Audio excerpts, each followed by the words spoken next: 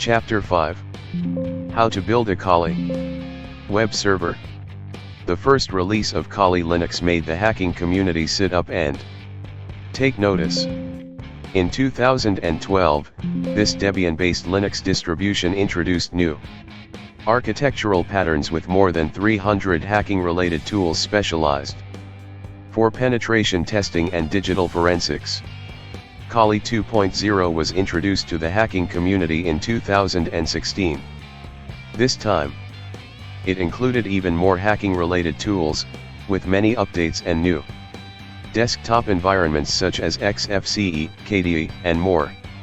Offensive security. Limited maintains and funds Kali Linux now, and the number of tools has exceeded 600 and continues to grow. However, the real benefit is when you combine Kali Linux and Python in a creative manner. One is a Debian-based Linux distribution for penetration testing purposes, and the other is a great programming language with a huge library available, figure 5:1, for penetration testing and digital forensics. As you see, they have one thing in common, and that is related to information security. Quite naturally, this combination has fast become the best tool combination to use in ethical hacking. In this chapter, you will learn how to build a Kali Linux web server by using the Python socket library. Registered Sanjeev Sinha 2018. Sinha, Beginning Ethical Hacking with Kali Linux. https://doi.org/1007/978-1-4842-3891-2_5. Figure 5:1. Writing a Python socket library script in Kali Linux. Why do you need a web server? In the coming chapters, you will see how this knowledge of building a web server helps you understand many hacking-related processes including sniffing, SQL mapping, and using frameworks like Metasploit and Armitage. A simple real-life example will make this clear. Suppose you are going to exploit a remote system by sending a malicious link. In this case, you need your own web server because the target will click the link and connect with your server through a certain open port so that a session is created on the target machine. Once that session is created, you can enter the target system through the shell using your web server. I will show how to do this in detail in chapter 15. It is always a good practice to hide your tracks from the beginning. 2. That, you need to keep your anonymity intact throughout the operations phase. Therefore, you need to make your web server anonymous. So, in the first half of this chapter, you will learn how to build your own server, and in the second half, you will learn how to hide your tracks by making yourself anonymous. Before building a web server, you should know a few things about sockets. Introducing sockets. On a computer network, there are internal endpoints that are meant for sending and receiving data within a node. A socket is the representation of these endpoints.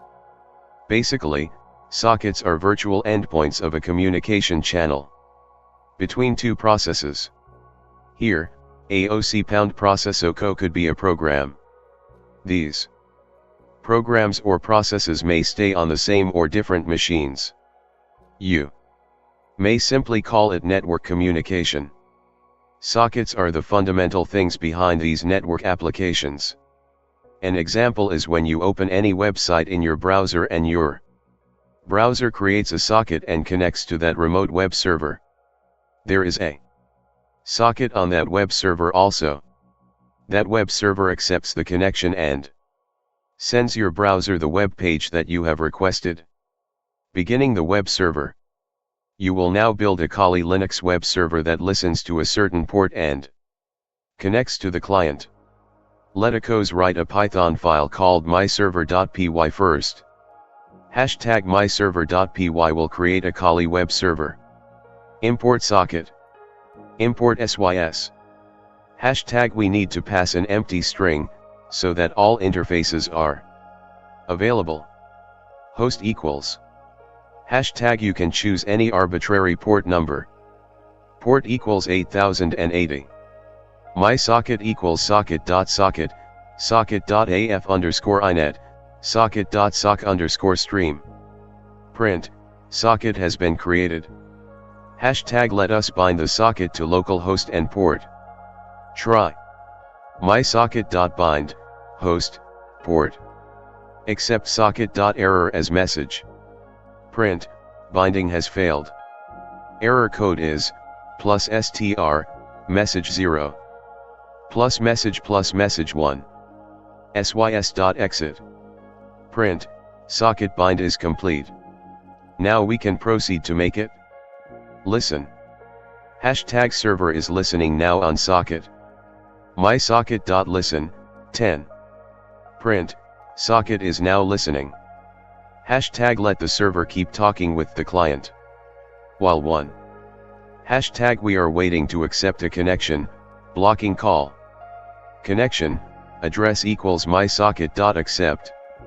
Print, connected with plus address 0 plus colon plus. str, address 1. My socket.close. Let echoes run the file through the terminal, which will start the server to run a Python script. You just type Python and after that write the name of the file. Python myserver.py. The output says that the socket has been created, the act of binding has been done. Then it has been put into listening mode. At this point, try to connect to this server from another terminal using the telnet command. The port is 8080, in fact, you can choose any port like 8888 instead.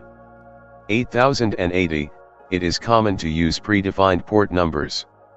The standard ones are usually booked up like 80 for HTTP and 443 for HTTPS. Port numbers range from 0 to 65,535, however, 0 to 1023 are reserved. They are designated as well-known ports. Next, issue this command on another terminal.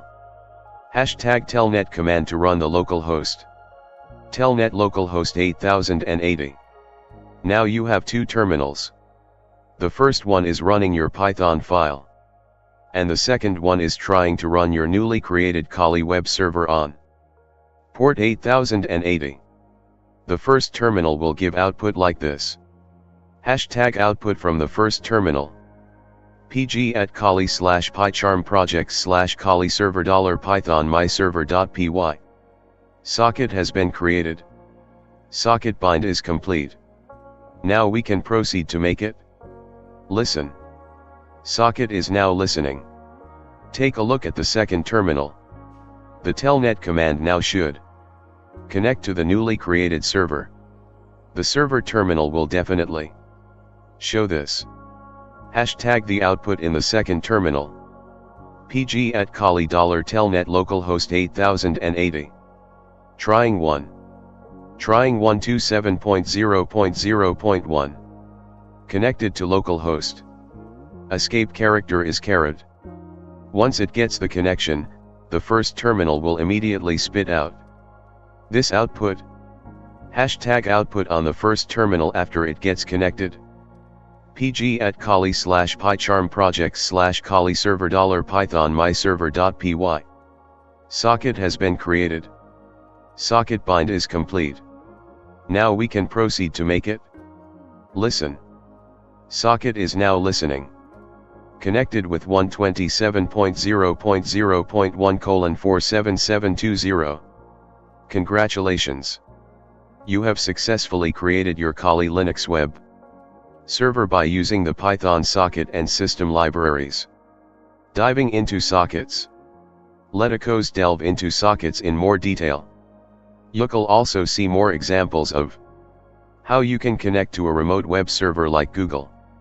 You will also rewrite your old code of creating a local web server in a different way. By the way, The term socket is also used for an internal endpoint of local inter-process communication, IPC. It is not over a network. You need to understand how Python handles this inter-process communication. Python provides two levels of accessing network services.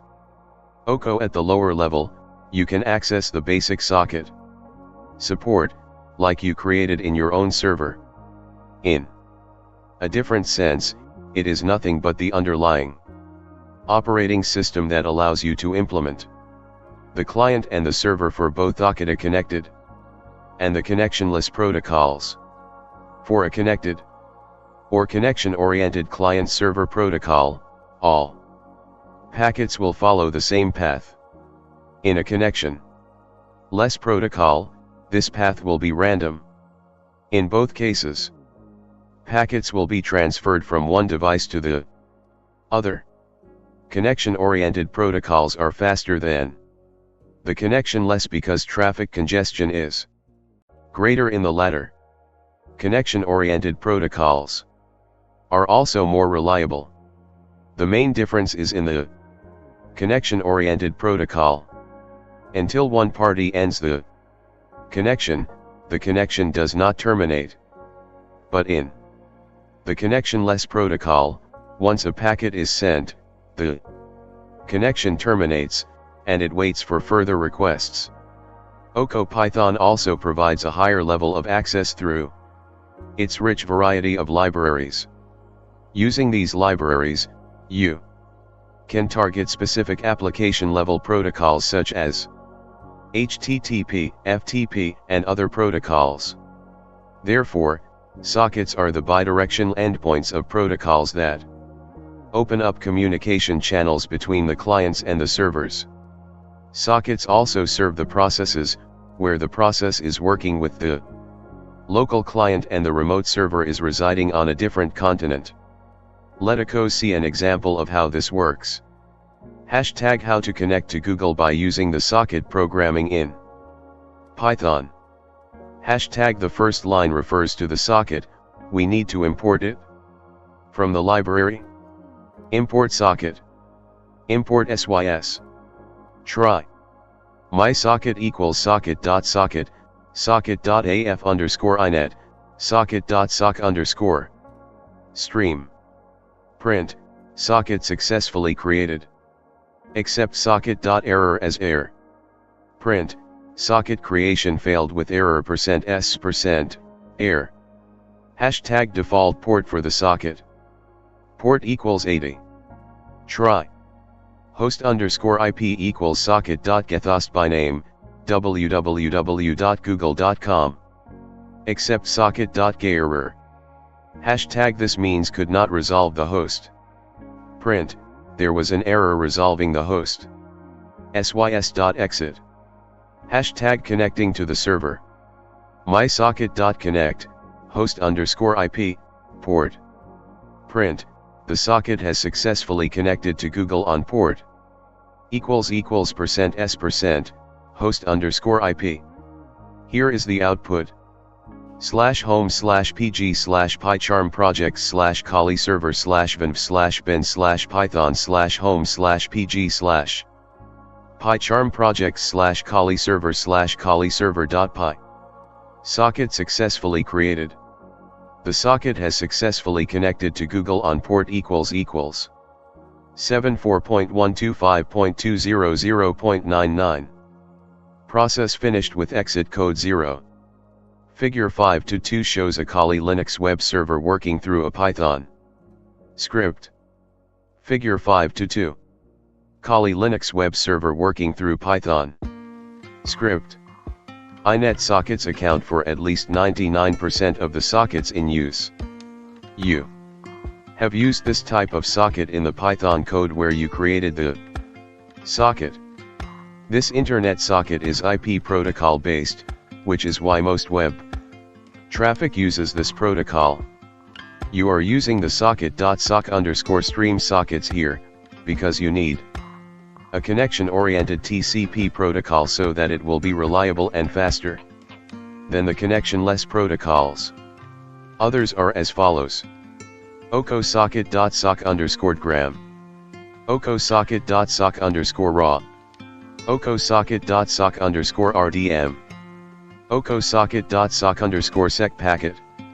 These constants represent the socket types used for the second argument to the socket method. However, only sock_stream and sock_gram are more useful. This is because sock_stream represents a connection-oriented protocol, and sock_gram represents a connection-less protocol. Depending on the context, the meaning of sockets may vary. Usually, AOC client taco socket is an endpoint of a conversation, and AOC server OCO socket is more like a switchboard operator. The browser in your machine is an example of a client application. It uses client sockets exclusively. But the web server uses both server sockets and client sockets. In the previous code, after getting connected, Google does the same thing. Here Python OCO socket method returns a socket object whose methods implement the various socket system calls.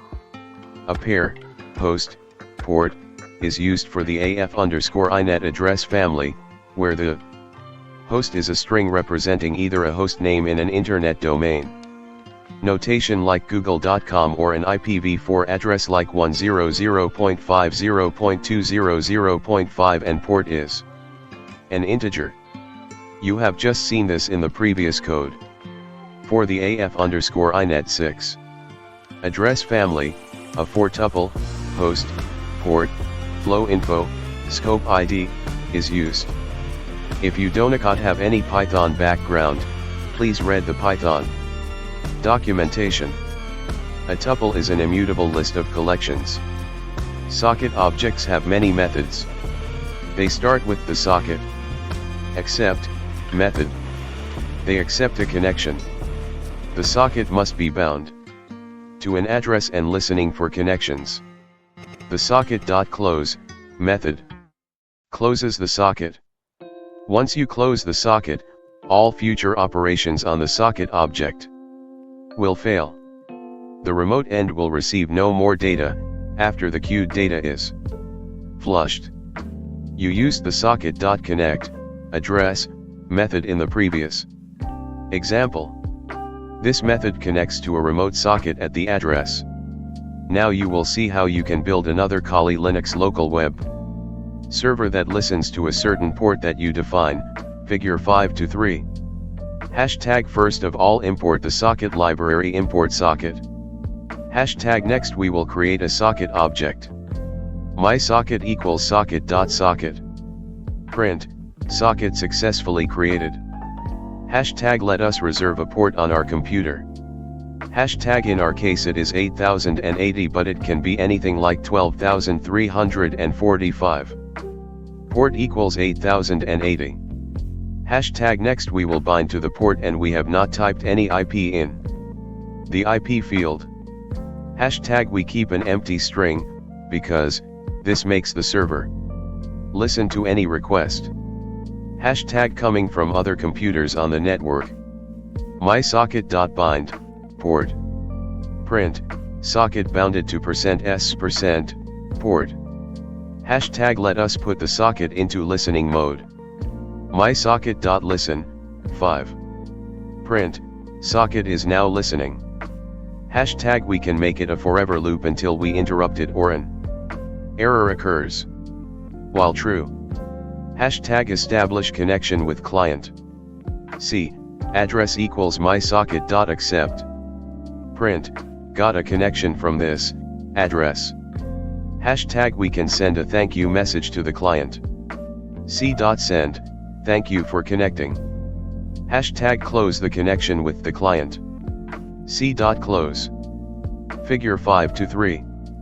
Connecting to the remote host from the Kali server. The output looks like this. pg@kali/pycharmprojects/kali server $telnet localhost 8080. Trying 1. Trying 127.0.0.1. Connected to localhost. Escape character is caret. Thank you for connecting. Connection closed by foreign host. Equals equals equals equals equals equals equals equals equals equals equals. PG at Kali $CD PyCharm projects / Kali server / PG at Kali / PyCharm projects / Kali server $LS. Kaliserver.py server client.py venv. PG at Kali / PyCharm projects / Kali server $Python server client.py. Socket successfully created. Socket bounded to 8080. Socket is listening. Got connection from 127.0.0.1 51,290. Let go see what happens if you don't run the server. The output is different for that case. Figure 5-4. PG at Kali $CD PyCharm projects / Kali server / PG at Kali / PyCharm projects / Kali server $telnet localhost 8080. Trying 1. Trying 127.0.0.1. Telnet, unable to connect to remote host, connection refused. Figure 5-4. Unable to find the remote host, local server not running. In the next section, you'll learn how to install PyCharm and the Wing IDE to create some more Python code for further penetration testing. After that, you'll see how to install the desktop environment. Before the configuration part begins, you'll take a quick look at the encrypted Kali version and see how you can install it on your machine. This installation process is as same as the normal installation, however, there are some exceptions. As the book progresses, you'll be introduced to more resources to master Kali Linux, the penetration testing distribution. Installing PyCharm and the Wing IDE editor. For penetration test, you need to use Python. You also need a good Python IDE for writing, running, and testing your code. You need to make a choice. Here, PyCharm, figure 5-5, and Wing both are good. Figure 5-5. PyCharm in Kali Linux. Installing PyCharm or the Wing Python editor is extremely easy. I personally prefer PyCharm because the community edition has more features and IDECOs free. Wing is also good, and a personal version is available. But you will miss many features that are available in the professional version. In both cases, the professional versions usually come with more features. Carefully consider the options before using either PyCharm or Wing.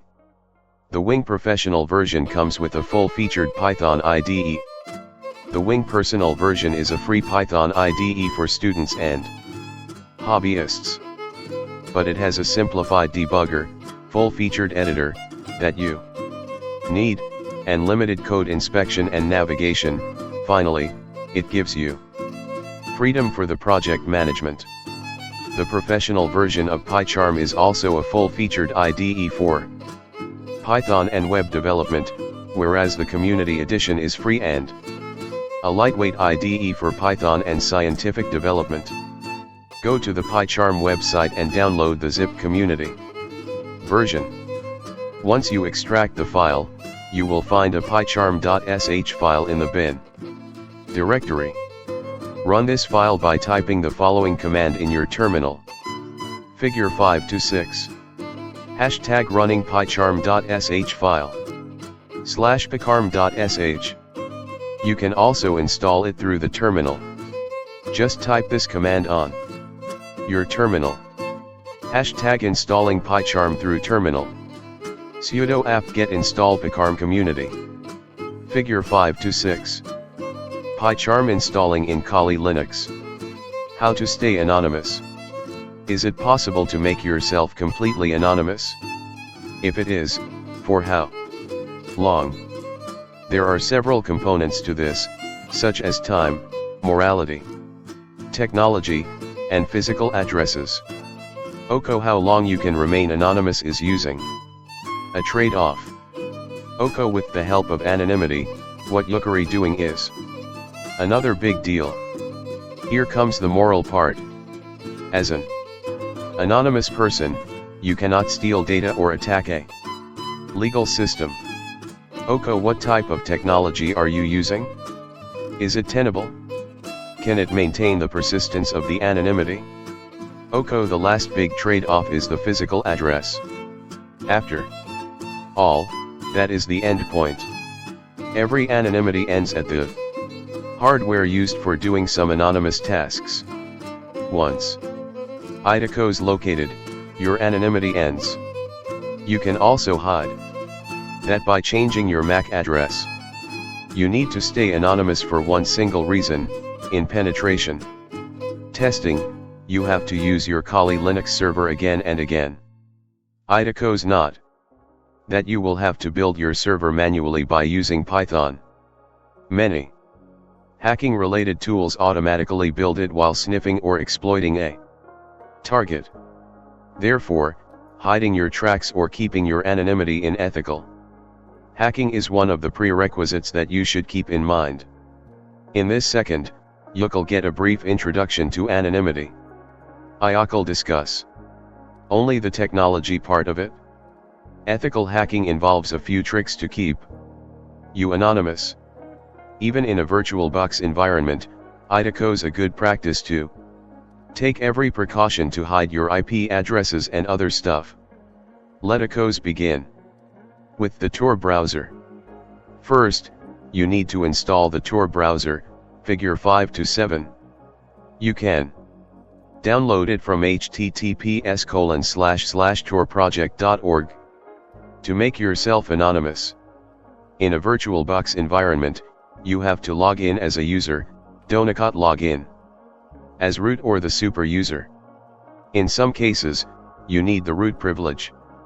When you need it in Kali Linux, issue the su command and type the root password. You will definitely need it when you have to change some core functionalities of Kali Linux. You also will need it when you want to download new packages or update your distribution.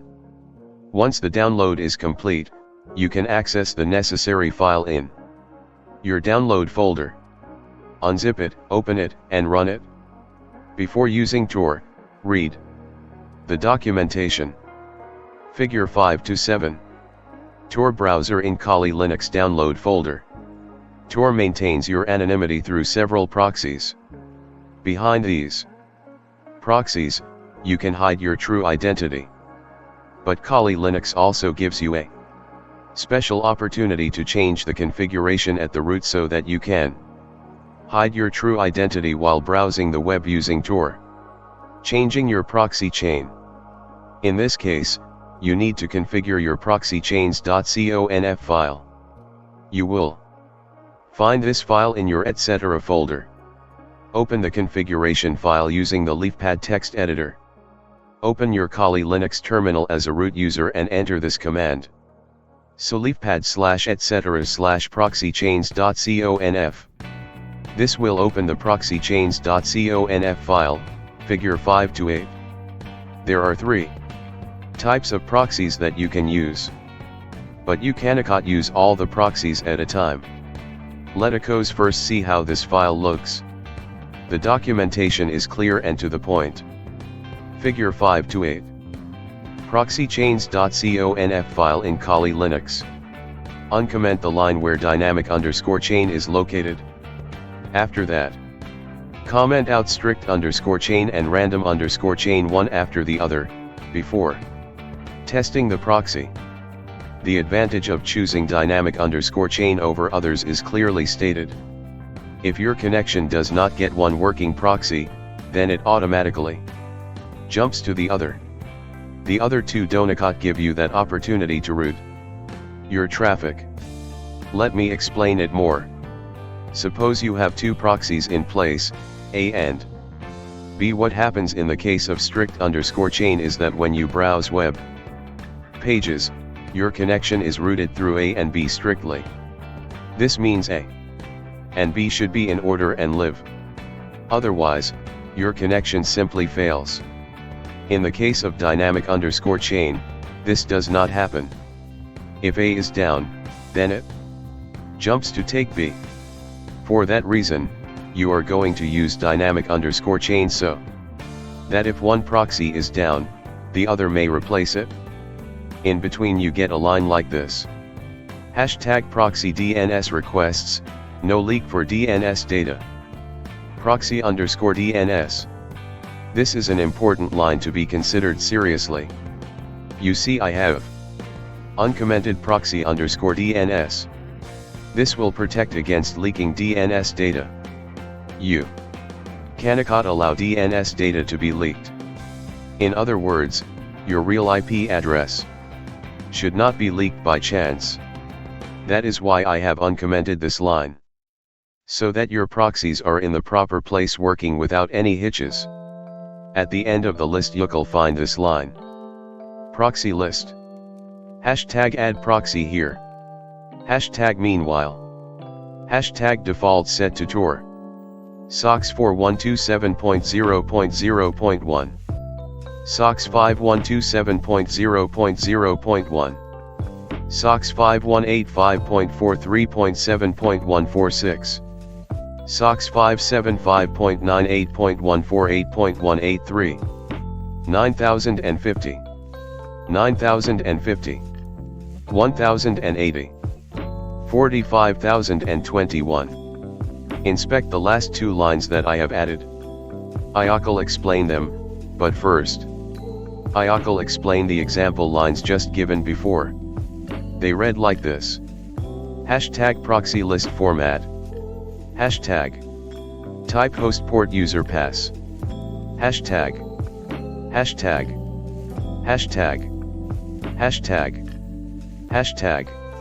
#. #. Values separated by tab or blank. Examples. SOX 5192.168.67.78 1080. HTTP 192.168.89.3. SOX 4192.168.1.49. HTTP 8080. 1080. 192.168.39.93 8080.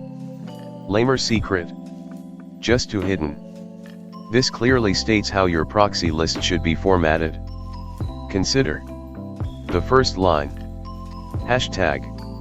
#SOX 5192.168.67.78 1080. Lamer secret. This means the first word is the type of the proxy. It should be SOX 5. The second one is the host. The third one is the port, and the last two words stand for username and password in case you pay for it. Sometimes people buy VPN services. In such cases, the service provides the login credentials. Another important thing is that you must separate the words using either a tab or space. There are several free proxies, so don't worry about the username and password just now. Now you can again go back to the last lines that I added.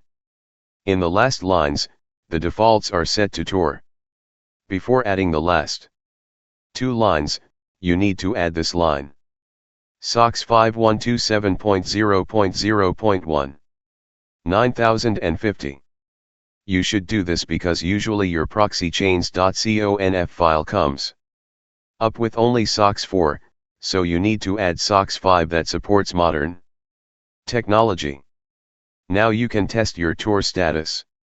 1. Open your terminal and type the following. Service Tor status. 2. It will fail if you don't start it. Type the following. 2. Start the service. Service Tor start. Now you can open your browser through the terminal. Just type the following. Proxy chains Firefox www.duckduckgo.com. This search engine does not usually track IP addresses. Your browser will open, and you can check your IP address. You can also see the DNS leak test result. Let's do that by typing DNS leak test in the search engine. There are several services, you can click any one of them to see what it says. I found that www.dnsleaktest.com is working to find out my original IP address and fails to find out. It shows an IP like 8.0.116.0, and it is from Germany. This is wrong as I am currently staying near Calcutta. You can simultaneously test this in your normal browser, and you'll find your actual IP address. I have discussed the Tor browser and proxy chains. You have seen how you can use them. Another important concept in this regard is a virtual private network, VPN. Before moving to the VPN section, you will learn how to set the DNS settings because that will help you hide your IP address. Using VPN. Working with DNS settings.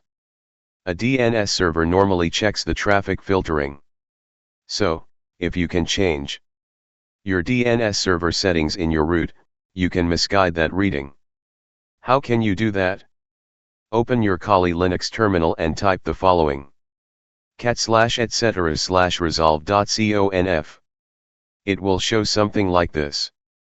Hashtag generated by Network Manager.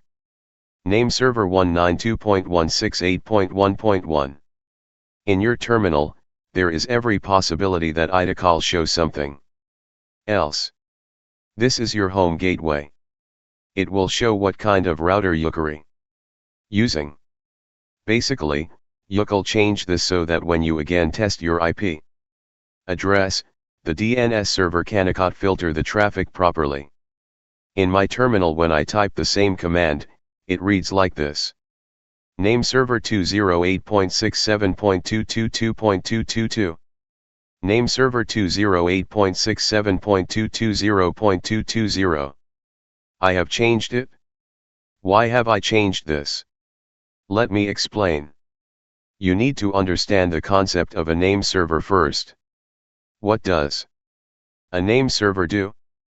The LAN IP address actually forwards the traffic to DNS servers, which in turn resolve the queries and send the traffic back accordingly. In doing this, it records the amount of traffic going through your home gateway. You don't need that. Why don't you need that? You need to be anonymous. So, that is the main reason behind changing this name server. You can do that through a virtual private network. Let us open the terminal again and type in this command. nano/etc/dhcp/client.conf. This will open the configuration file where you will change the name server address. I've opened it on my Ubuntu terminal. But you need to change it on your Kali Linux virtual machine. Ubuntu is used for demonstration purpose because my Kali Linux client.conf file has already been changed before. But the command is the same. You will notice that there are lots of things written here. But you're interested in this line. Prepend domain name servers 127.0.0.1. You'll uncomment this line first and then change it. There are lots of OpenDSN IP addresses available on the web. Search with the term opens, and you'll get a lot of options from where you can copy the open DNS addresses. One of them is opendns.com. Let us copy two addresses from them and just paste them in place of 127.0.0.1 like this.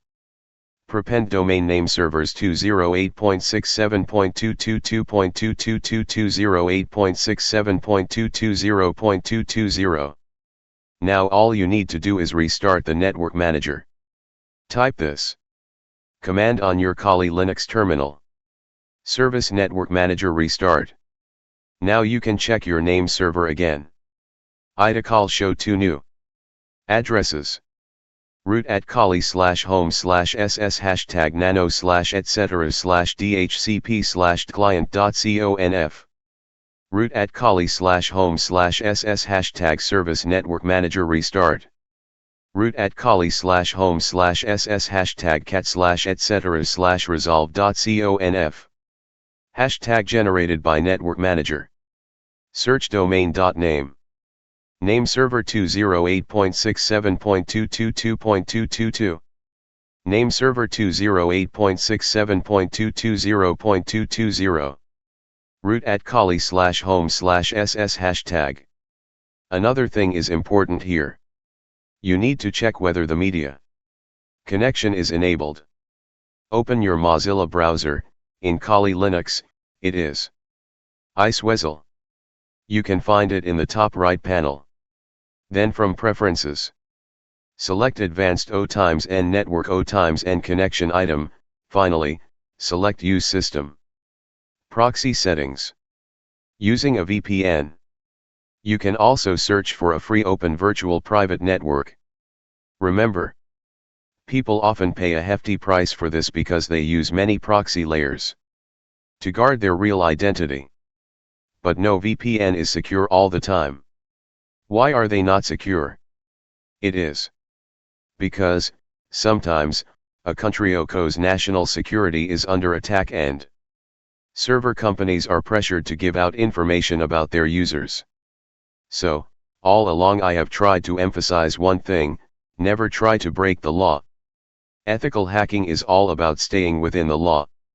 Let us download the OpenVPN from www.vpnbook.com. In the right panel, you'll find the name of the providers. It varies, and from which country you'll download really doesn't matter as long as it works. While downloading, you'll notice that a combination of username and password is given. Copy them and save them somewhere as you'll need them when you run the virtual private network on your machine. In the Downloads folder of your Kali Linux, you have a zipped version of the VPN. Unzip it and then run it. How can you do that? Let me open my Kali Linux Downloads folder to show you. Root at Kali #cd downloads / root at Kali/downloads #ls.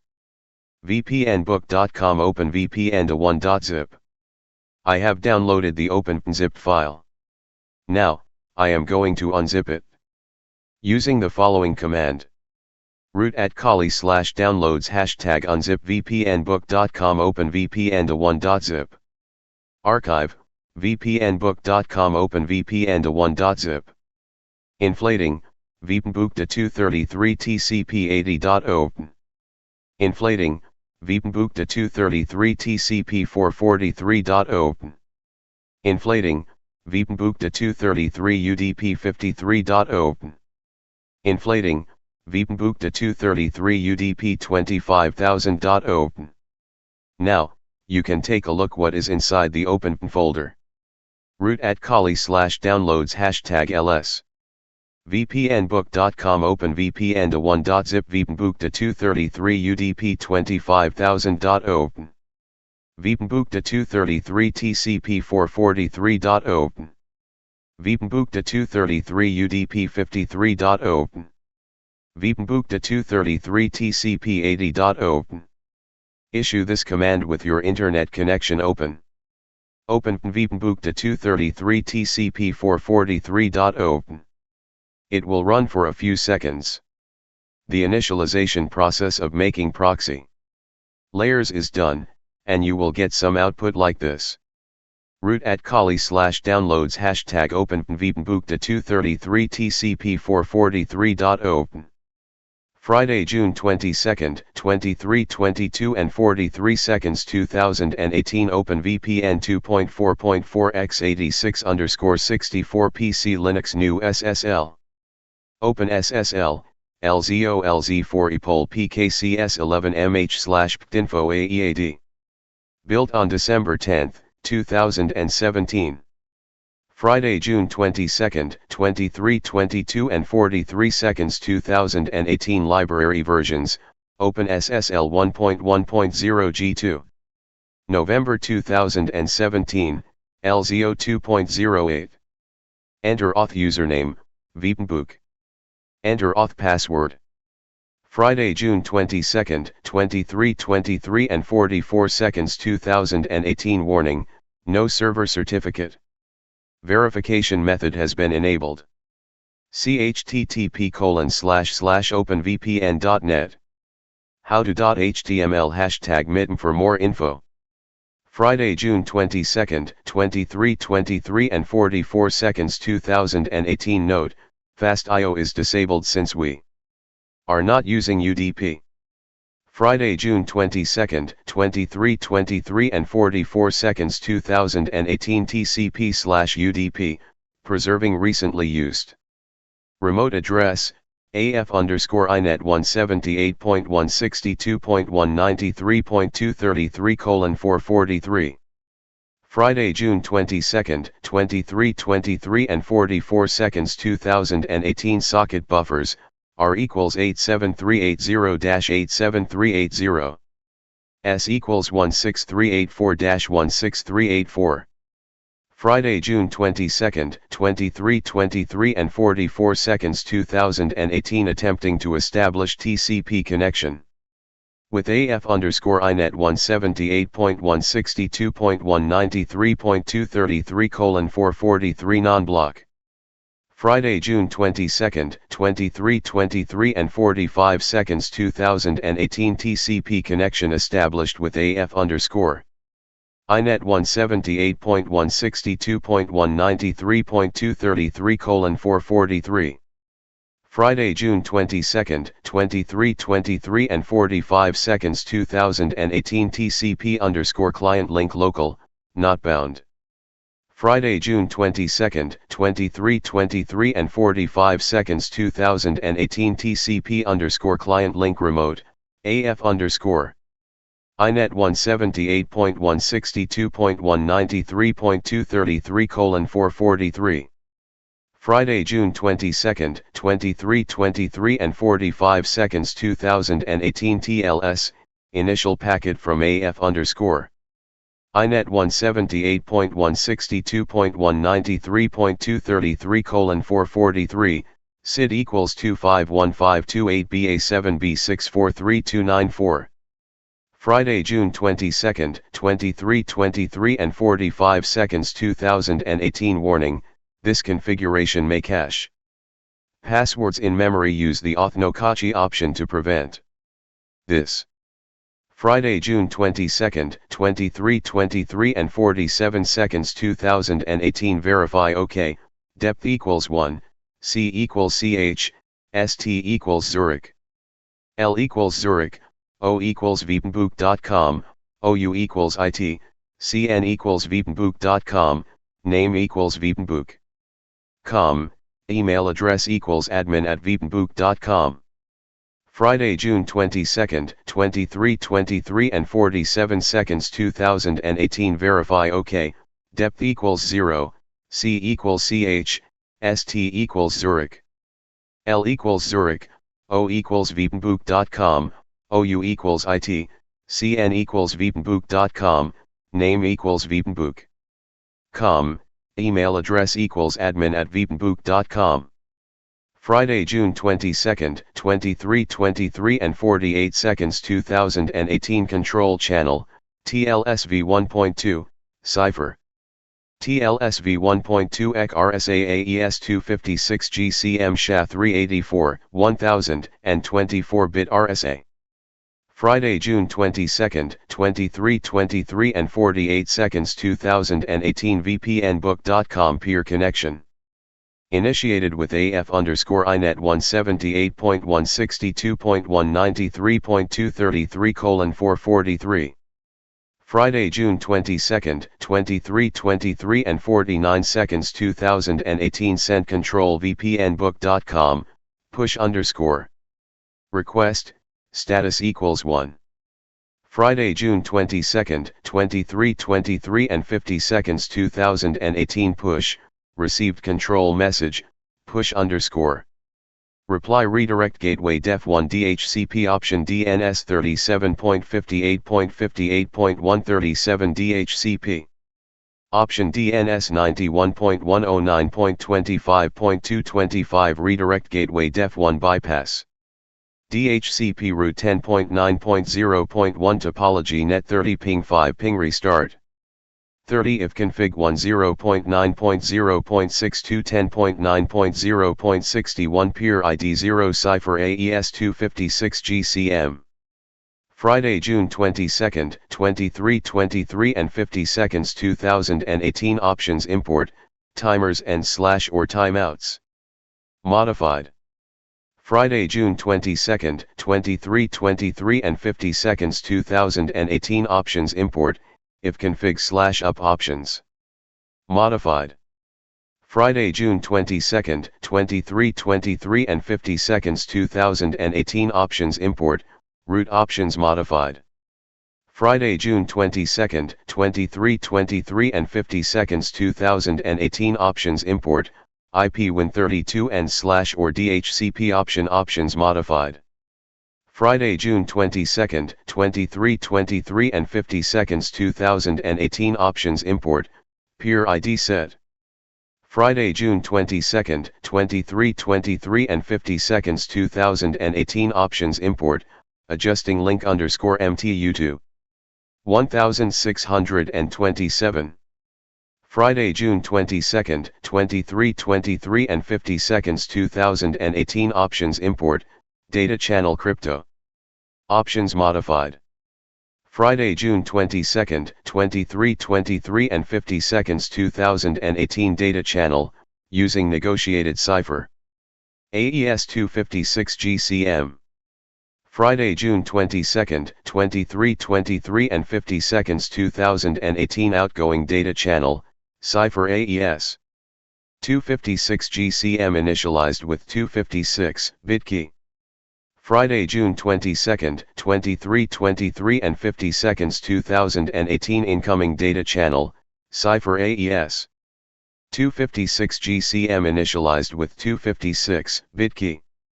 Friday, June 22, 23:23 and 50 seconds 2018 root _gateway 192.168.2.1/255.255.255.0 efface equals eth0 wadra equals 08:00:27 fada 71. Friday, June 22, 23:23 and 50 seconds 2018 ton/tap device ton1 opened.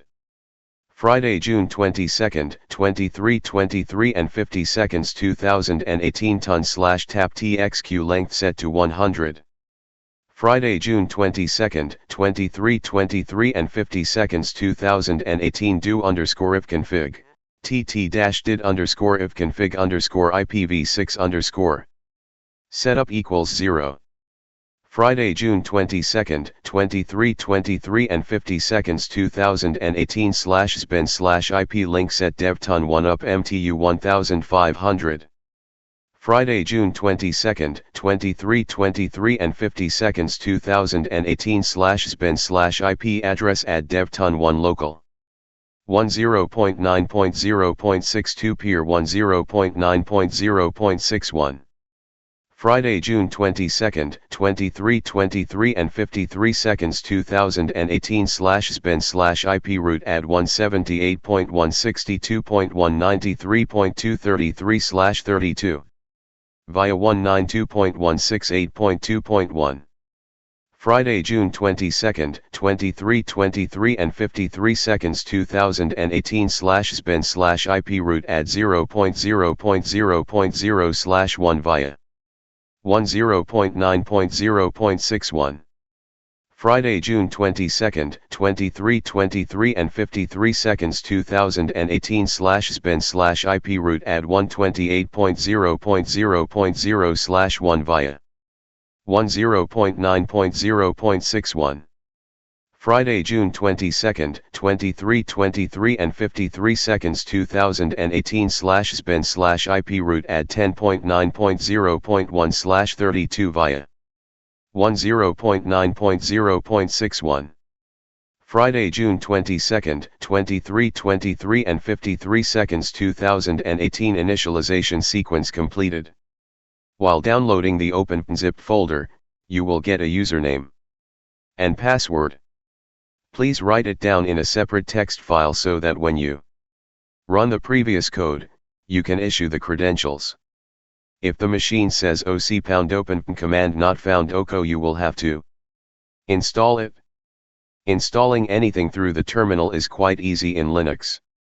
Search the web, and you'll find tons of tutorials that will guide you through the process. Usually, this is done with the apt-get command. When you try to run open, it will ask for the username first. Then, itcall ask for the password. Once this process is complete, itcall try to build the connection. Unless you get a message OC pound initialization complete OCO, you cannot open your browser.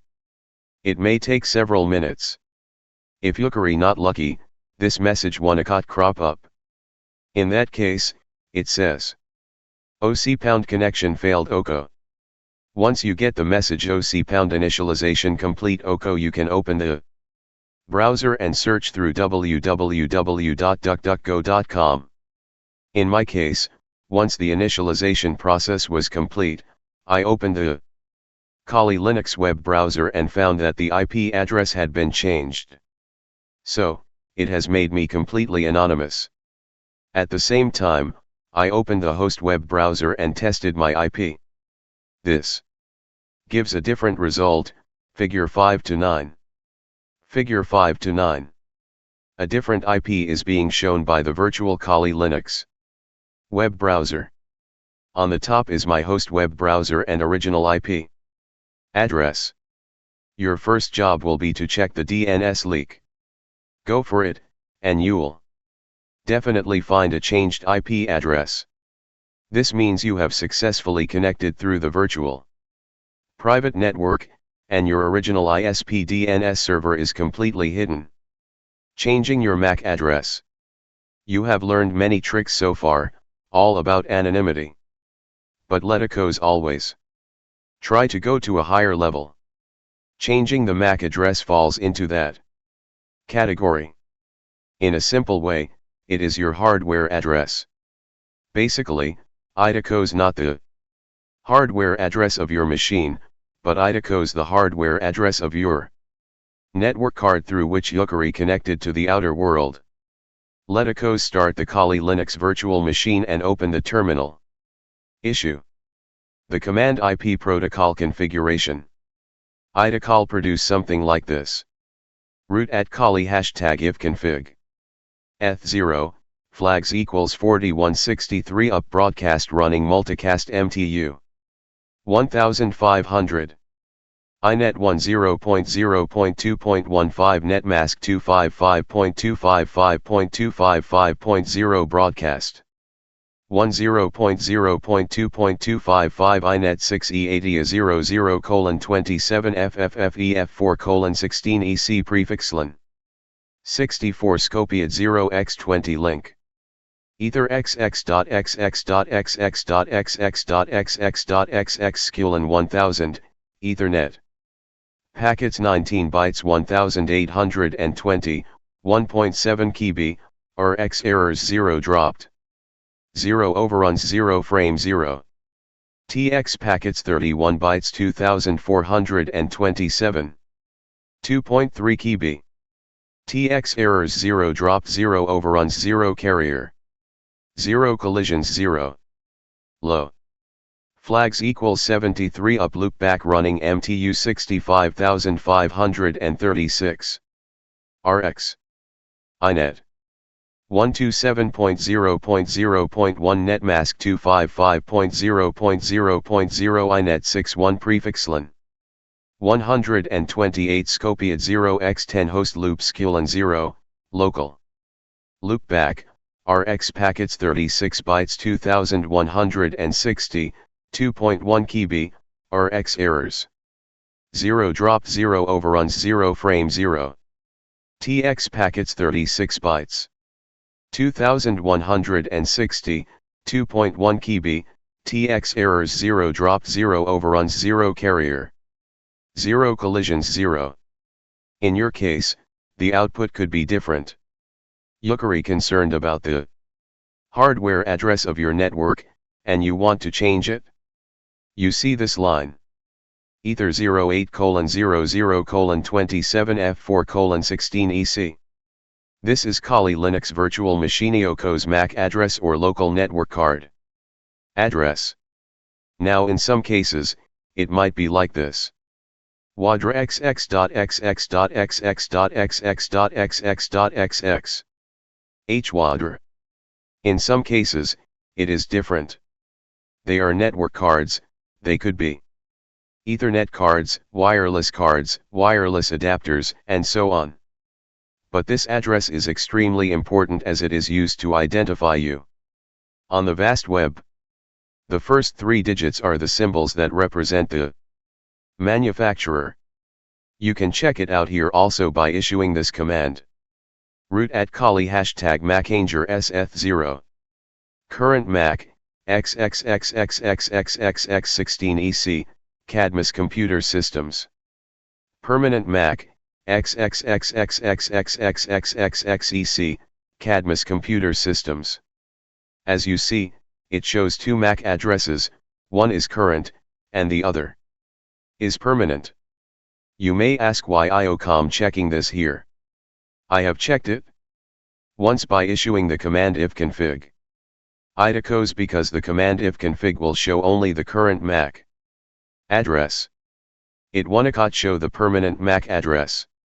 In other words, when you have changed the MAC address and issued the ifconfig command, Idacol show only the changed one, not the permanent one.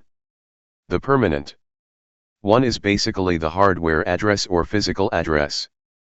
When you change the current setting, the permanent one will reflect that. This is also called MAC spoofing. Idacos like you are pretending to be some other physical device that you are not. Now you want to change the MAC address. Let Idacos issue this command. root @kali #macanger oco. This will produce output like this. GNU MAC changer. Usage, Macanger options device H, help V, version S, show E, ending. Print this help. Print version and exit. Print the MAC address and exit. Don't change the vendor bytes A, another set random vendor MAC of the same kind A. Set random vendor MAC of any kind P, permanent. Hardware MAC R, random L, list equals keyword B, BIA. Address M, MAC equals xxxxxxxxxxxxxxx. Reset to original, permanent. Set fully random MAC. Print known vendors. Pretend to be a burned-in MAC xxxxxxxxxxxxxxxxx. Set the MAC xxxxxxxxxxxxxxxx. Report bugs to https://github.com/alab/macchanger/issues. Consider the following first 3 lines A, another A set random vendor MAC of any kind P, permanent. Reset to original, permanent. Hardware MAC. These allow you to change the MAC address but not the vendor.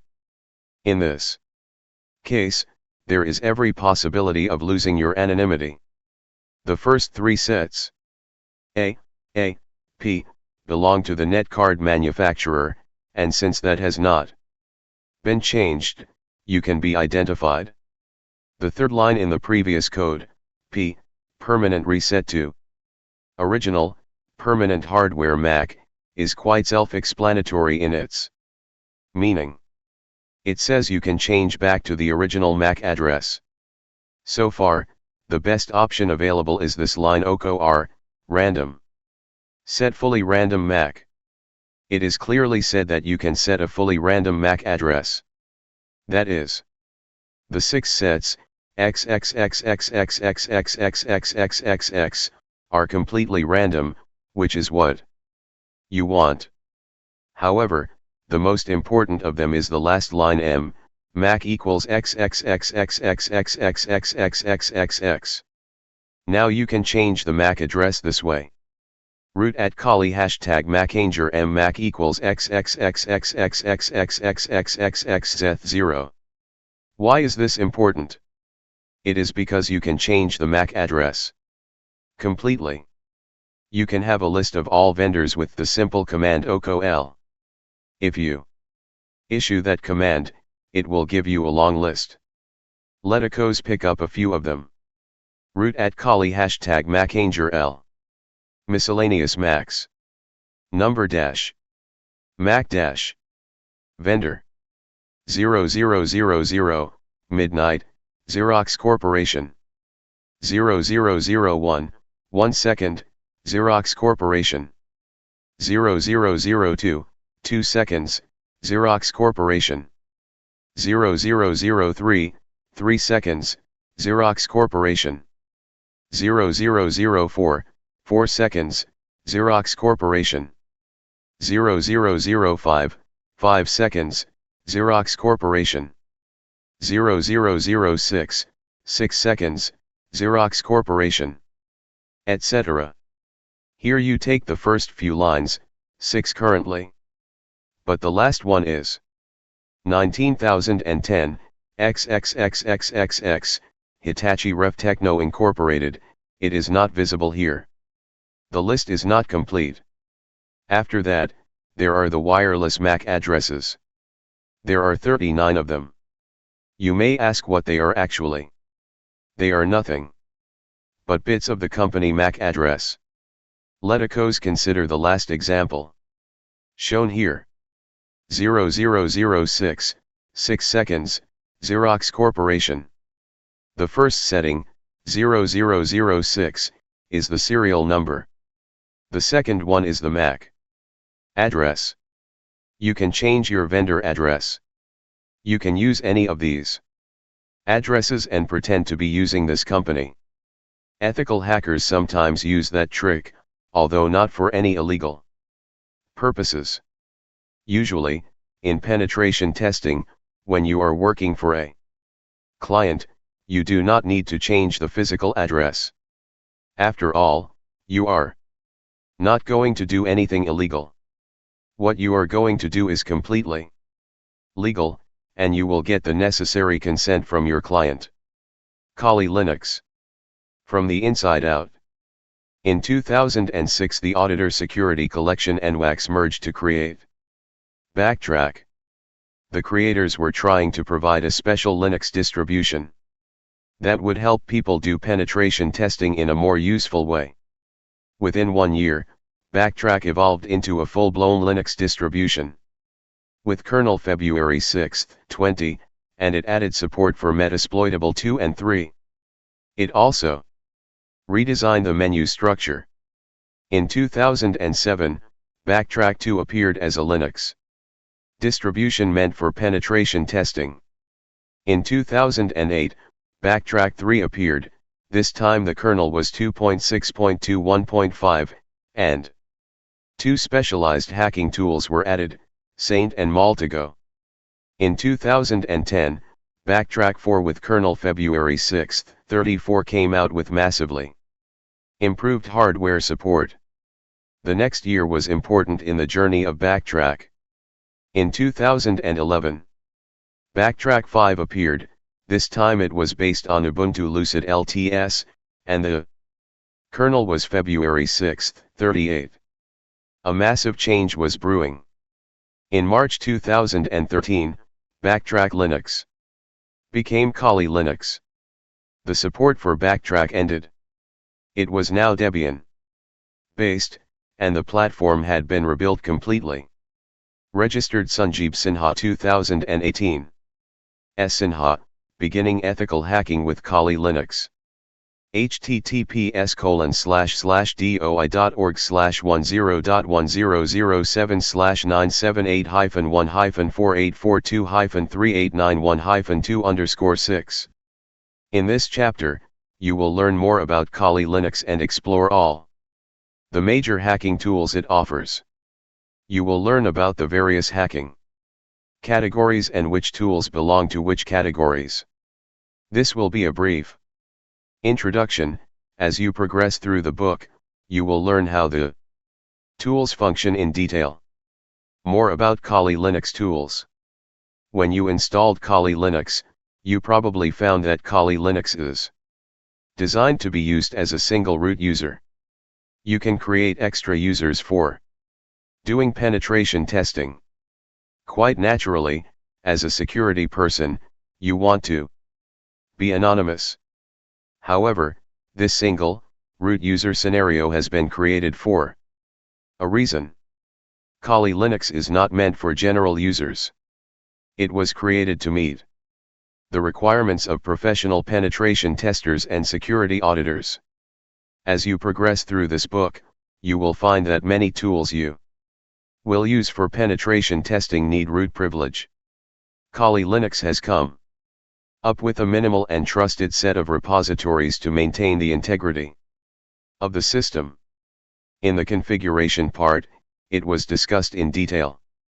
Donicode. Change the sources.list file without knowing the actual consequences. And you must resist the temptation to add repositories. You should resist this enticement for one particular reason. You Donicode. Know whether a package EOCO's trustworthiness is guaranteed by the Kali Linux development team. If IDOCO's not, it might even break your system. So always be careful about adding any new package or repository. Since Kali Linux is aimed at penetration testing and security auditing, it contains hundreds of tools that are meant for security-related tasks. The following sections highlight the categories and the main tools that belong to those categories. There are more than 600 tools available currently in Kali Linux, and more tools are being added regularly. The category list starts with information gathering. Information gathering. Information gathering is a vital step before starting penetration testing. In an ideal world, pen testers begin their work by collecting information. This requires a lot of effort and patience. You will explore some of the major tools to do this in detail later. This category has many tools that work differently, but the purpose is the same, to gather information. The subcategories include DNS analysis, DNS identification, host identification, IP identification, and others. The major tools are Dimitri, DNMap, DNSynum, DNSMap, DNS Recon, DNStracer, DNSWalk, Faraday, Fierce, Firewalk, Ghostfisher, Hoping3, ISMTP, Malta-Goteeth, Mascan, Miranda, MSF Console, Endstat Endscan, Nikto, Nmap, Sparta, The Harvester, and many more. Let us take a quick look at Endscan, which can find host names and domains. The tool Endstat does the same job. You can open Endscan from the tool menu and type this command. Root at Kali hashtag Endscan R192.168.139.129. It will give you output like this, figure 6:1. Doing NBT name scan for addresses from 192.168.139.129. IP address.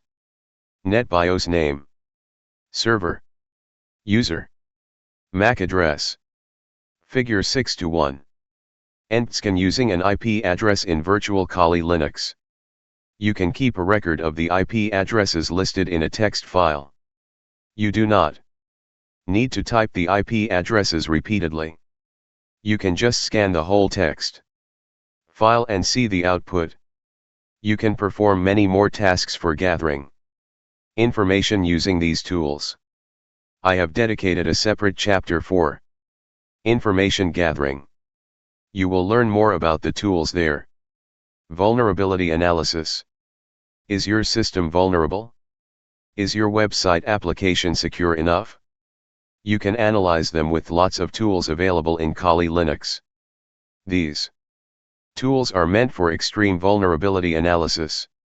This category has a few subcategories such as Cisco tools, fuzzing tools, stress testing, and others.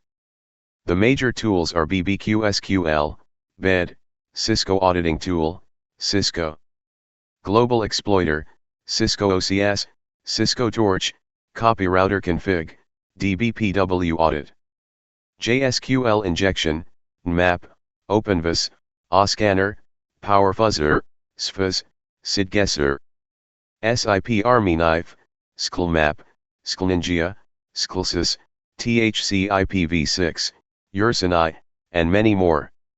Wireless attacks.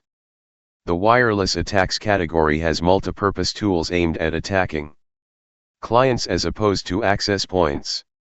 Some of them are AirBaseNG, AirCrackNG, AirDecapNG, and AirDecloakNG, AirPlayNG, AirmanNG, AeroDumpNG, AeroDumpNG We Update, AeroLabNG, AirServeNG, AirTunNG.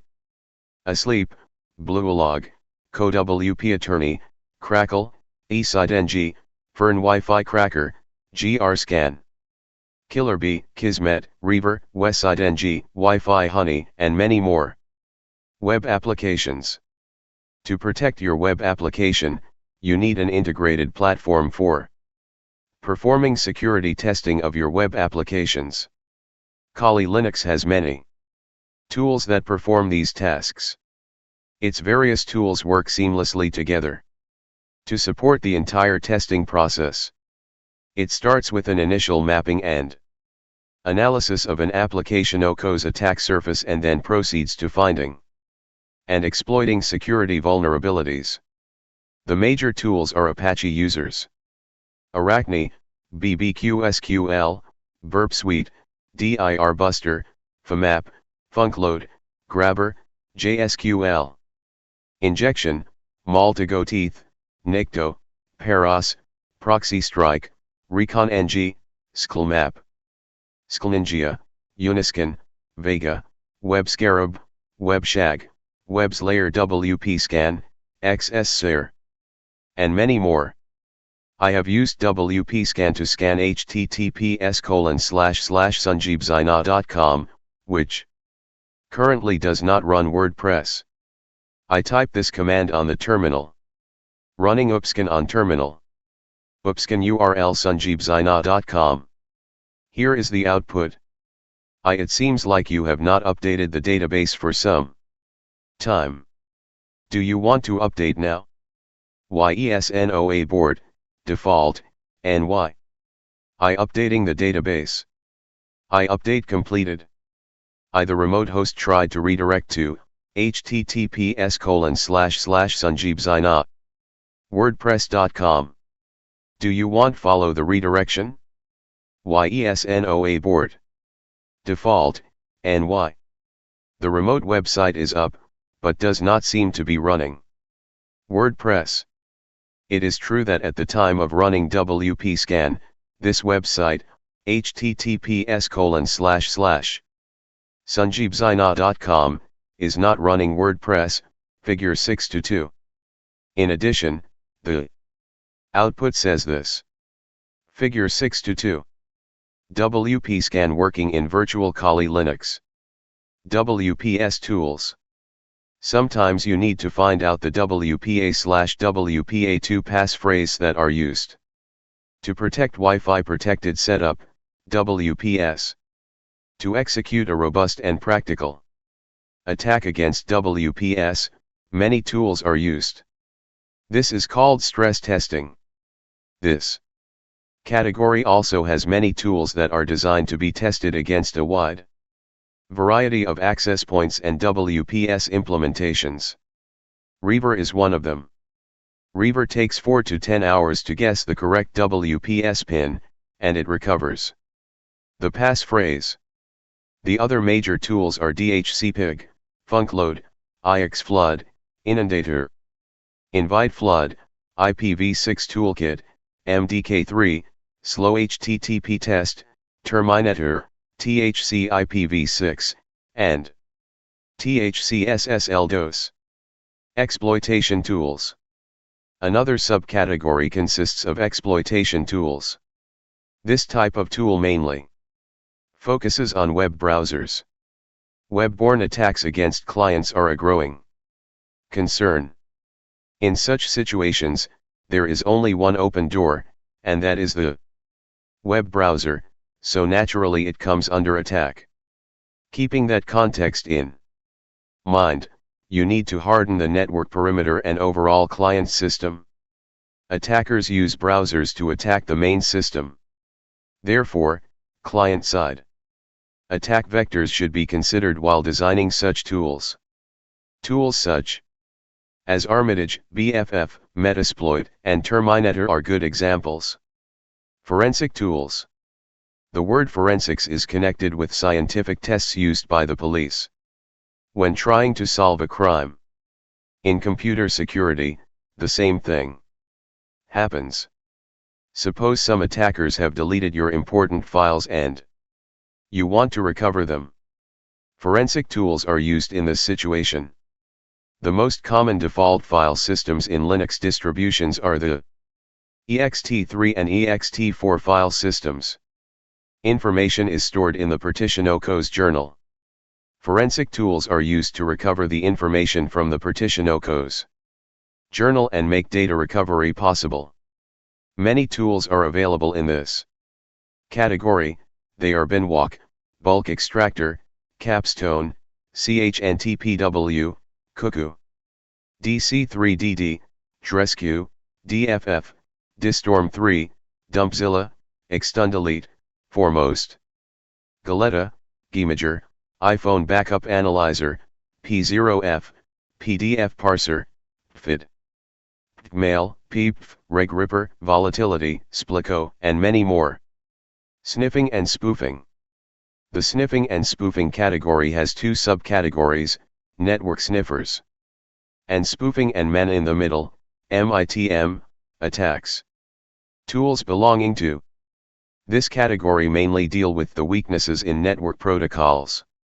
There are many types of different network protocols. However, there are different types of weaknesses also. To sniff the weakness, you need to analyze the network traffic.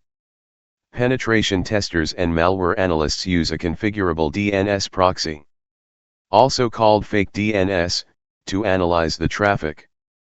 There are many tools in this category, and they act differently. Some of them perform layer 2 attacks.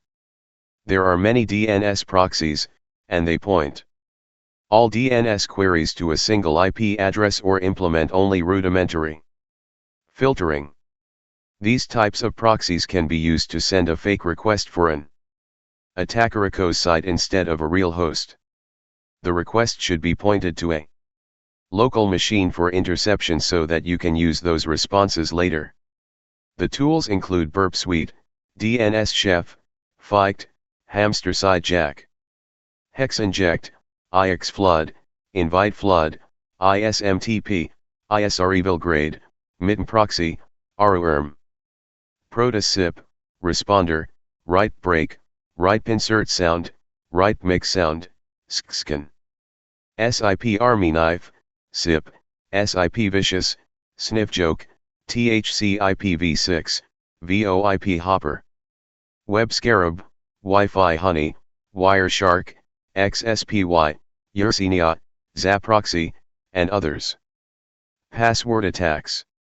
This category has mainly 4 subcategories: online attacks, hash tools, password profiling, and word lists. The name suggests what this category is for. These tools combine several cracking modes in one program. Moreover, they are fully configurable for some particular needs.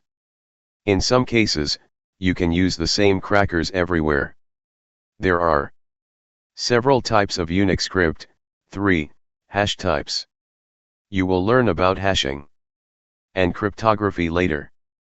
These hash types include traditional debased, BigCrypt, BSDI extended debased, FreeBSD MD5 based, also used on Linux and in Cisco iOS, and OpenBSD Blowfish based. These tools can auto-detect the hash types. They are Keck, Brute Spray, Burp Suite, CEWL, CHNTPW, Cisco Auditing Tool, CMOS PWD, CredDump, Crowbar, Crunch, DBPW Audit, FindMeHash, GPPDecrypt, Hash Identifier, Hashcat, Hexabase, THC Hydra, John the Ripper, Johnny. Camps, Maltago Teeth, Mask Processor, Multiforcer, Crack, Ekelgos Crack. Off Crack, Pack, Potator, Phrase and Drescher, Polinum, Rainbow Crack. Recraki MT, RS Mangler, SEC Lists, SQL Dict, Stats Processor, THC PPTP. Bruder, True Crack, and many more. Maintaining access. Maintaining access is another vital category that includes CryptCat. Simothawa, DNS2 TCP, HTTP tunnel, intersect, Nishang. Polinum, Powersploit, Punet, SBD, Shelter, U3PWN, Webs Hells, Weebly, Weinigzy, and some others. Reverse engineering. Reverse engineering is another major category that requires a lot of study of how malware families work. These tools let you create descriptions of malware families based on textual or binary patterns. Some packages contain a command line interface. They are apt-tool, dex2jar, distorm3, edbdebugger, jad, javasnoop, olidbg, smally, valgrind, yara, casefile, dradis, magic tree, metagofile, nipperng, people, rdpy, and some others. Hardware hacking. Hardware hacking is the final category covered here. There are several good tools in this category such as Android SDK, apt-tool, Arduino, Sakis 3G, Smally, and some others. Exploring Kali Linux from the inside. Before moving any further, I would like to remind you a few basic components of computer architecture. As you progress, you will encounter those terms repeatedly. I would like to clarify them for the beginners, especially before the real exploration begins. Machine language. The computer only understands machine language. This is a pattern of zeros and ones. When these zeros and ones make a large string, it becomes incomprehensible. To remember those series of numbers, assembly was designed. Actually, this language was a kind of helper language. It was made to assist programmers with some patterns of text so that they could remember those series of zeros and ones. Higher level languages like C came much later. And Python is much younger, belonging to the category of higher level languages.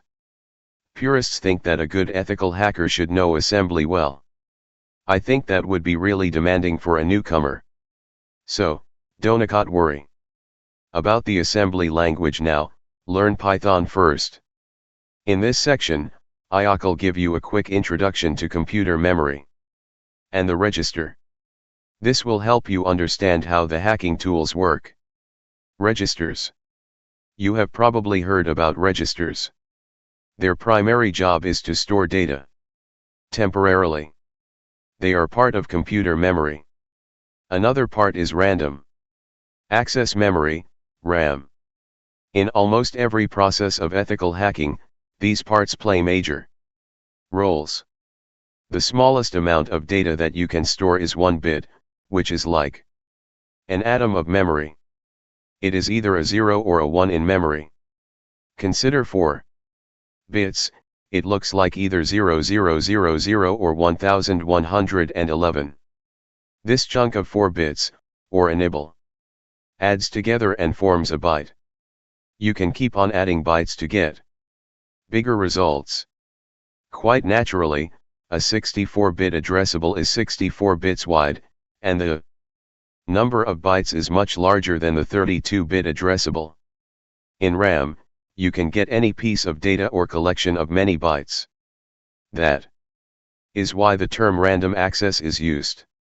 However, RAM is very volatile, and once you turn off your computer, the memory loses the data immediately.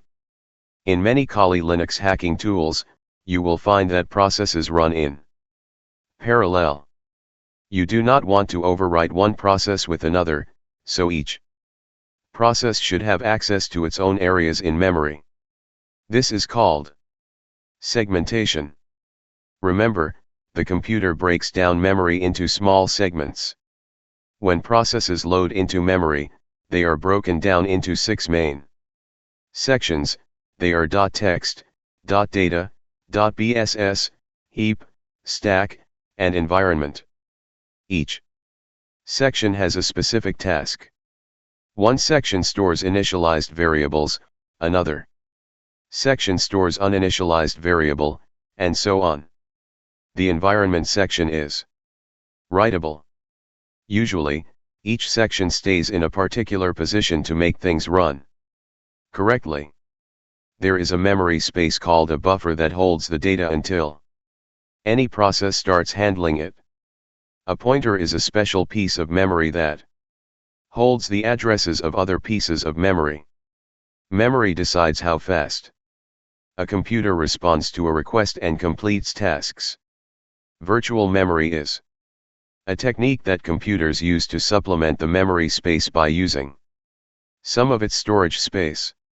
Why is understanding memory so important? Our aims are twofold. You have already installed either VirtualBox or VMware Player. Whatever your choice, you need to supply enough memory to your host and guest operating systems. You need to have an equal amount of RAM for your host operating system as well as for your guest operating systems. If your operating system is Linux like Ubuntu, you need to reserve at least 2 GB for it. The more RAM, the better.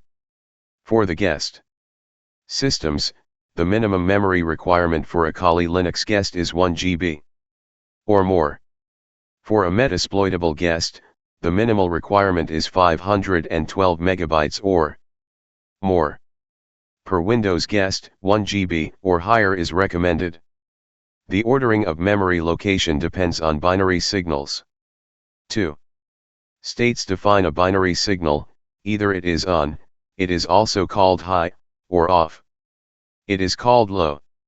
Let us think about the great information gathering and vulnerability analysis tool Nmap. It uses raw IP packets to determine what hosts are available on the network. The official binary packages of Nmap are available for every operating system. What happens when Nmap scans a network?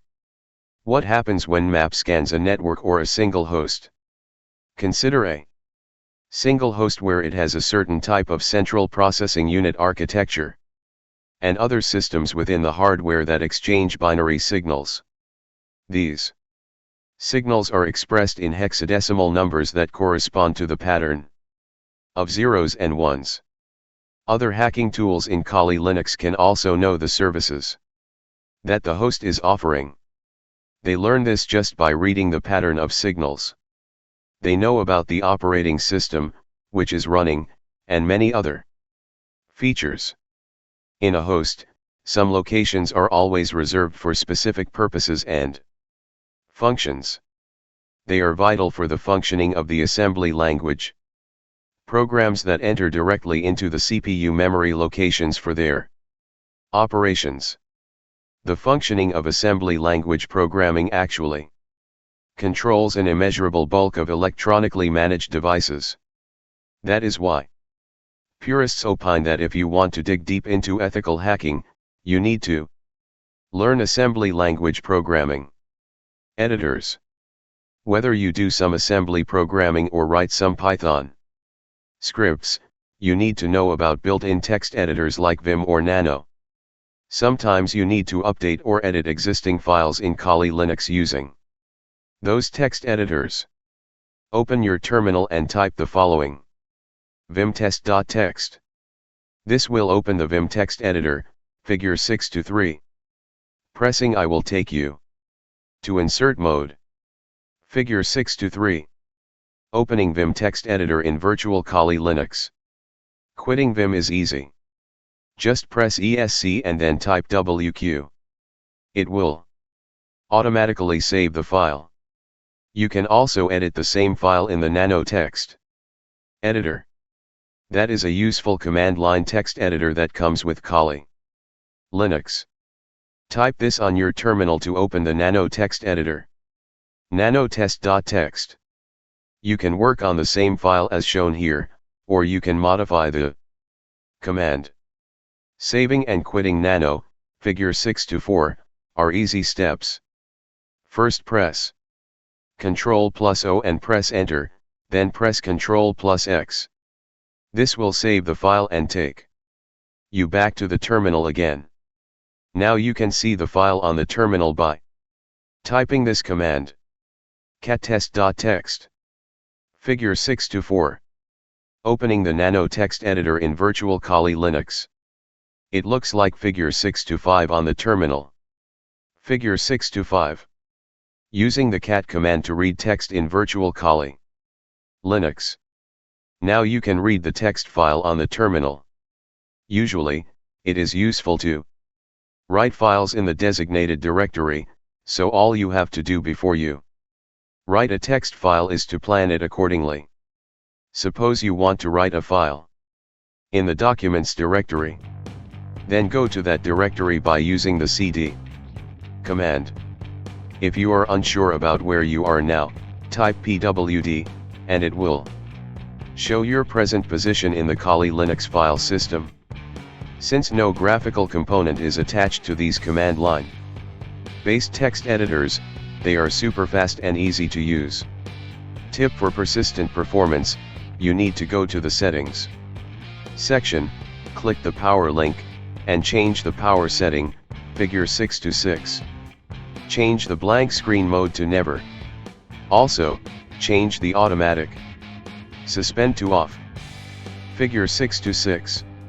Changing the power setting in virtual Kali Linux. Hacking tools. In figure 6-7 you can see what happens. You click the applications menu on the main taskbar on the top left.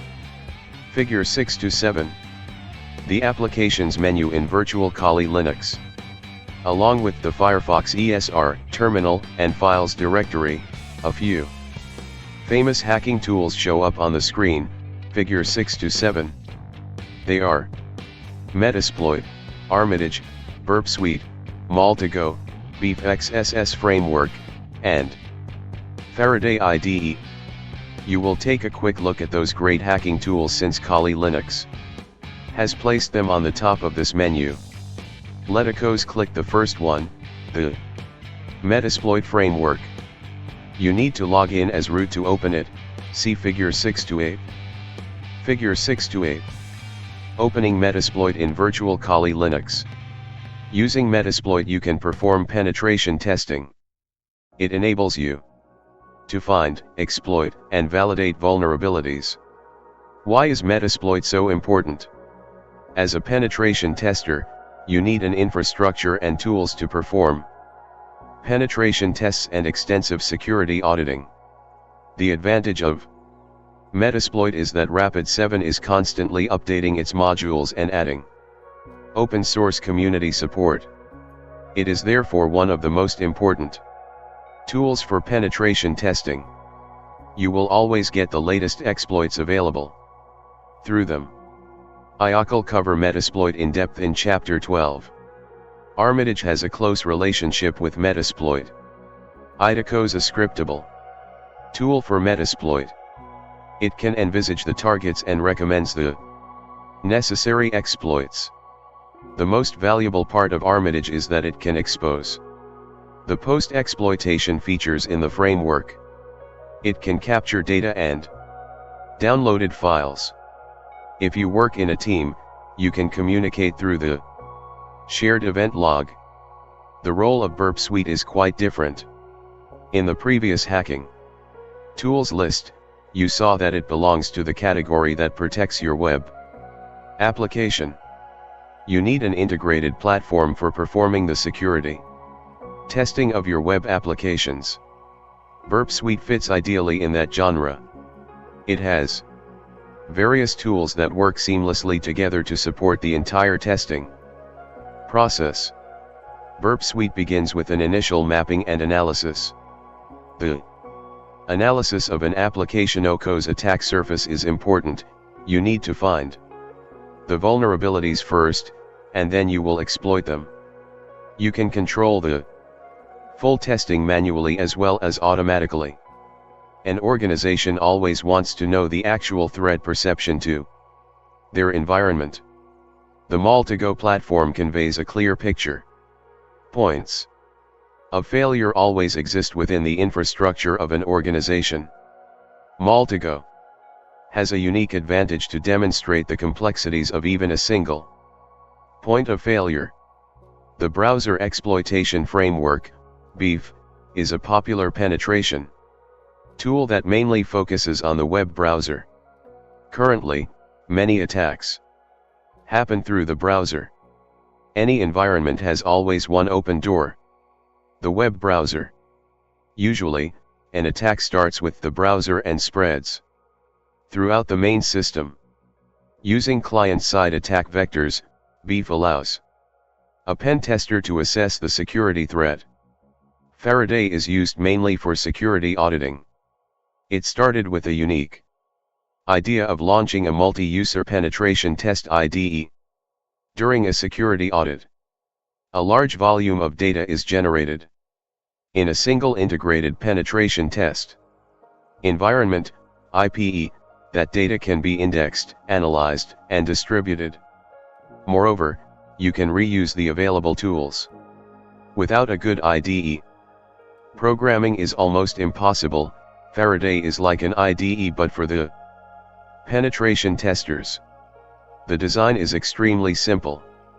This was a brief picture of Kali Linux from the inside. You will learn more about these tools along with the others in the coming chapters. Staying updated with SSH. Secure Shell, SSH, is a kind of cryptographic network protocol. It is meant for operating network services securely, although it is not secure all the time. Especially the default port 22 can be a victim of a man-in-the-middle, MITM, attack. An MITM can be done by using tools like ITterCap. ITterCap intercepts network communication between two systems without either system noticing the interception. It can then alter that communication maliciously. The specialty of SSH is that you can log into your home computer remotely. From any Windows machine, sitting outside your home, you can open the terminal of your virtual Kali Linux system, enter it, and keep on working into it. The SSH server of virtual Kali Linux just needs to be in running mode so that it can let the client enter the system. Usually, in a client-server architecture, the client is any remote Windows machine, and the virtual Kali Linux machine is the SSH server that listens to the port that you have chosen. In Telnet, the password is sent in plain text. Any packet analysis can make it insecure. SSH is much safer than Telnet. MITM attacks to break the SSH protocol are difficult to conduct and require high skills. And they rarely happen. Moreover, you do not need to use SSH all the time to access your system remotely. I will also discuss how to secure your SSH in the coming section. The latest Kali Linux comes with an SSH server, but by default, it remains in the blacklisted init scripts. If you enable a port that listens to the SSH server, you can remotely access your home Kali Linux from another remote machine. Any SSH clients such as PuTTY will allow you to remotely log into your Kali Linux system. It will be a secure connection over an unsecured network. You need another computer to test it? You can also do it in your virtual lab. You will log into Kali Linux from the host Windows system. Let OCOs learn how to stay updated in your Kali Linux with the SSH client. Getting started. As the first step, download PuTTY from its website in your host Windows system. After that, check the virtual Kali Linux services to see whether SSH is there. Service status all. The output is very long, here are the important parts. SSH. If you see the sign before SSH, figure 6 to 9, this means the service is down currently. This is because you have not started the SSH server yet. For the next command, type this. Service SSH start. Figure 6 to 9. Opening all service SSH status in virtual Kali Linux. The service status all command output will show you the plus sign. This time. For the next step, open your Kali Linux terminal to see the status of the SSH server. The status shows that the SSH server is running, and it is listening to the default port of 22. Note as noted, this is not secure. You'll correct this in the upcoming sections. Since it is active and running, figure 6 to 10, you can now log into it remotely from any outside machine that has an SSH client like PuTTY installed into it. In any Windows machine, you can use PuTTY, and you can log in remotely and securely to Kali Linux by typing the IP address of this Kali Linux machine. Figure 6 to 10. The SSH server is running in virtual Kali Linux.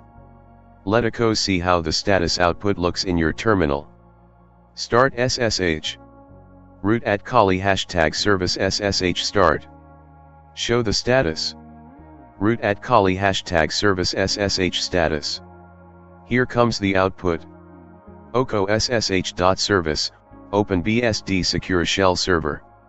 Loaded, /lib/system/system/ssh.service, disabled. Vendor preset, dis. Active, running, since Friday, May 11, 2018, 2:47 and 25 seconds EDT. 6 seconds ago. Process, 2212 exec start pre equals /usr/spin/sshdt, code equals exited. Status equals 0/success. Main PID, 2213, SSHD. Tasks, 1, limit, 2346. Memory, 1.7 M. C group, /system.slice/ssh.service. Okuko2213/usr/spin/sshdd. May 11, 2:47 and 25 seconds Kali Systemd 1, starting OpenBSD Secure Shell. Server. May 11, 2:47 and 25 seconds Kali SSHD 2213, server listening on 0.0.0.0. Port 22. May 11, 2:47 and 25 seconds Kali SSHD 2213, server listening on, port 22. May 11, 2:47 and 25 seconds Kali Systemd 1, started OpenBSD Secure Shell. Server. Working with blacklists and whitelists. Press Ctrl+C to exit and check whether SSH is disabled in your init script. There are two lists, a blacklist and a whitelist. Kali Linux by default is a blacklist SSH server for extra security. So, you need to comment it out oko in the blacklist and make it enabled in the whitelist.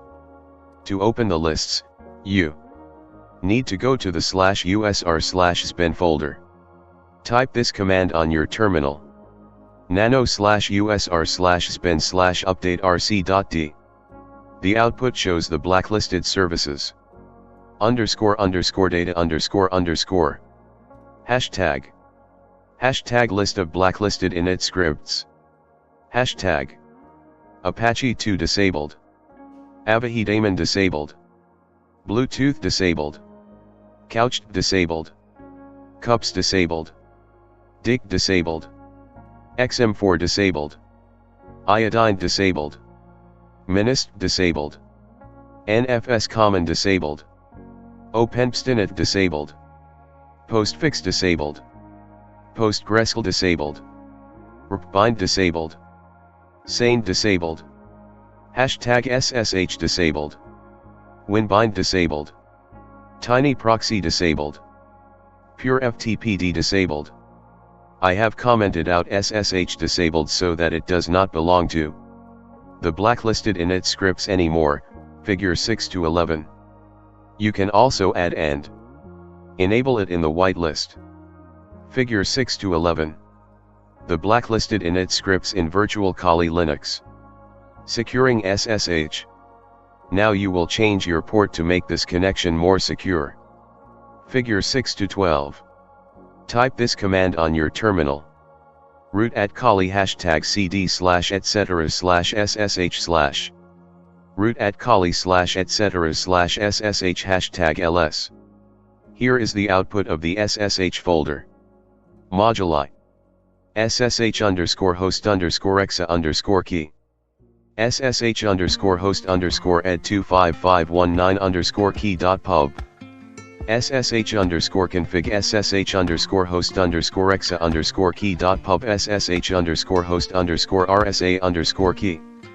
sshd underscore config ssh underscore host underscore ed 25519 underscore key. ssh underscore host underscore rsa underscore key dot pub.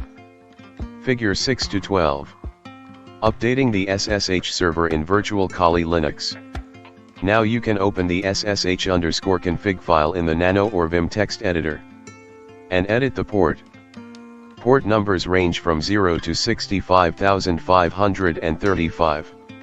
In the next command, you will open SSH underscore config for editing, see figure 6 to 13. root at Kali slash etc slash ssh hashtag nano ssh underscore config. Figure 6 to 13. Changing the port in virtual Kali Linux. In the output, you will find one line where port 22 is commented out. You need to oc pound uncommentiko at first. Then you can change it. I have changed it to 1966 just to show you an example, although I will maintain the default port 22 and connect through that port remotely. After changing the port, you need to restart SSH, therefore, type this. Service SSH restart. Now you can check the status again. root at Kali slash etc slash ssh hashtag service SSH status. Here is the output. oko ssh.service, open BSD secure shell server. Loaded, /lib /system ssh.service, disabled. Vendor preset, dis. Active, running, since Friday, May 11, 2018, 9:58 and 15 seconds EDT. 15 seconds ago. Process, 2909 exec reload equals /bin/kill $hup $mainpid. Code equals exited, status equals 0/success. Process, 2902 exec reload equals /usr/spin/sshdt, code equals exited. Status equals 0/success. Process, 2917 exec start pre equals /usr/spin/sshdt, code equals exited. Status equals 0/success. Main PID, 2918, SSHD. Tasks, 1, limit, 2346. Memory, 1.3 M. C group, /system.slice/ssh.service. okuko2918/usr/spin/sshdd. May 11, 9:58 and 15 seconds Kali Systemd 1, starting OpenBSD Secure Shell. Server. May 11, 9:58 and 15 seconds Kali SSHD 2918, server listening on 0.0.0.0. Port 22. May 11, 9:58 and 15 seconds Kali SSHD 2918, server listening on, port 22. May 11, 9:58 and 15 seconds Kali Systemd 1, started OpenBSD Secure Shell. Server. It is listening on port 22, so you can now open PuTTY on any Windows machine and try to connect to virtual Kali Linux. However, before that, you can make this connection more secure by creating a reverse Shamir Adelman RSA key pair. This is highly secure because the decryption is always kept private and secure. Type this command on your terminal: root at kali /etc/ssh hashtag ssh keygen trsa. The output looks cryptic. Generating public/private RSA key pair. Enter file in which to save the key, /root/.ssh/id_RSA. Created directory /root/.ssh. Enter passphrase, empty for no passphrase. Enter same passphrase again. Your identification has been saved in /root/.ssh/id_RSA. Your public key has been saved in /root/.ssh/id_RSA.pub. The key fingerprint is SHA-256DW/OGTD1TG70G/4XQ&DT58NVTKB/XXOZCL8C8OD3W4 root at Kali. The key's random art image is +-RSA2048-+++.O** B equals *+ S plus percent plus equals O equals O plus percent equals E plus asterisk O equals O plus dash SHA-256 plus root at Kali /etc/ssh hashtag. Note, it is not mandatory that you always have to create an RSA key pair. Sometimes, security people do that for extra security. For your virtual lab, you do not need to change the default system. You can test from any machine including the host Windows machine using the default port of 22. Connecting to Kali Linux over SSH. The last steps are quite simple. First, you need to download PuTTY for your Windows machine. Just install it and run it. It will open a Windows like in Figure 6-14.